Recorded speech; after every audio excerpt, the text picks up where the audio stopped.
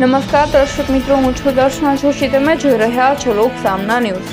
જોઈએ આજના સમાચાર. પંચમહાલથી અમારા રિપોર્ટર સાહિલ પઠાણ સાથે.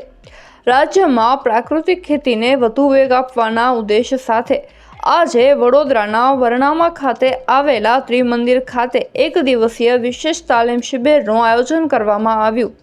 ગુજરાત પ્રાકૃતિક કૃષિ વિકાસ બોર્ડ દ્વારા આયોજિત આ શિબિરનો મુખ્ય હેતુ ખેડૂતોની પ્રાકૃતિક પેદાશોને નેચરલ ફાર્મિંગ સર્ટિફિકેશન સિસ્ટમ એટલે કે NFCS મુજબ પ્રમાણિત કરીને ગ્રાહકો સુધી પહોંચાડવાનો છે, જેનાથી એક તરફ ગ્રાહકોને શુદ્ધ અને પ્રમાણિત આહાર મળશે તો બીજી તરફ ખેડૂતોને તેમની ઉપજના ઉત્તમ ભાવ મળશે.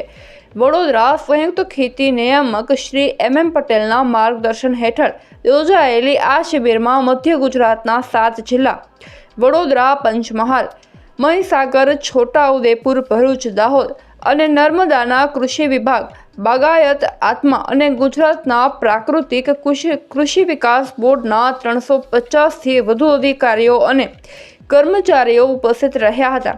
શિબિરમાં GOPCAના ડાયરેક્ટર શ્રી અનિલ પટેલ અને તેમની ટીમે અધિકારીઓને સર્ટિફિકેશન માટે ઓનલાઈન પોર્ટલ, પ્રાકૃતિક કૃષિના નિયમો, સંકલ્પપત્રની પ્રક્રિયા તેમજ ગામડા સ્તરે ખેડૂતોને તાલીમ આપવા અંગે વિસ્તૃત માર્ગદર્શન આપ્યું હતું. તાલીમ બાદ હવે આ તમામ અધિકારીઓએ પોતપોતાના જિલ્લામાં જઈને સ્થાનિક ખેડૂતોને આ સિસ્ટમ સાથે જોડાશે, જેનાથી ગુજરાતની પ્રાકૃતિક ખેતીને વૈશ્વિક સ્તરે નવી ઓળખ મળશે તેવી આશા છે.